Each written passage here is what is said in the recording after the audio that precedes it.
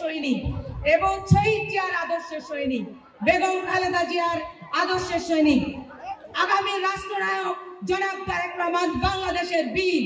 উনি আমার উপর আস্থা রেখেছেন এবং আমাকে বিগত দিনের ধানের শীষের পৌরসভার মেয়রের মনোনয়ন দিয়েছিলেন, কিন্তু খুনি ফ্যাসিস্ট হাসিনার আমলে এই নির্বাচনে আমরা বয়কট করতে হয়েছিল এবং নির্বাচনটা ঘোষণা হয়নি। এত বিপুল ভোট আপনারা আমাকে দিয়েছিলেন, বিজয় করেছিলেন, কিন্তু আপনারা কেউ সুফল ভোগ করতে পারেননি। এই ফ্যাসিস্ট খুনি হাসিনা আজকে ইন্ডিয়াতে চলে গেছে, বাংলার মাটিতে ওনার কোনো এখনো ঠাঁই হয়নি। জানি না উনি বাংলাদেশের মাটিতে আসতে পারবেন কিনা, সেটা একমাত্র উপরওয়ালাই জানেন।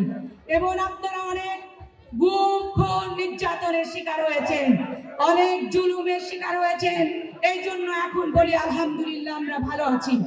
এবং আমাদের গণতন্ত্রের চর্চা, আমাদের গণতন্ত্রের প্রবর্তক, আমাদের বীরত্তম শহীদ জিয়াউর রাষ্ট্রপতি শহীদ জিয়াউর রহমান আমাদের গণতান্ত্রিক পদ্ধতি ফিরিয়ে আনার জন্য বাংলাদেশে অনেক কাজ করেছেন।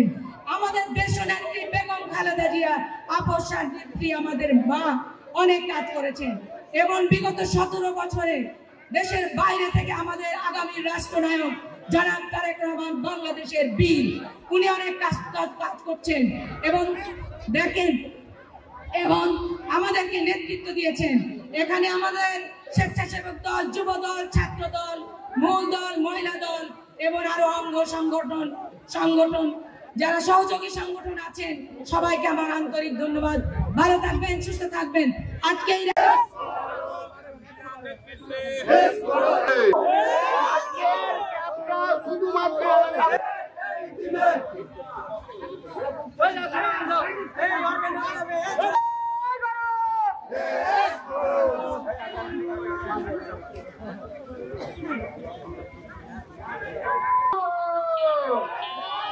খালেদা জিয়ার নেতৃত্বে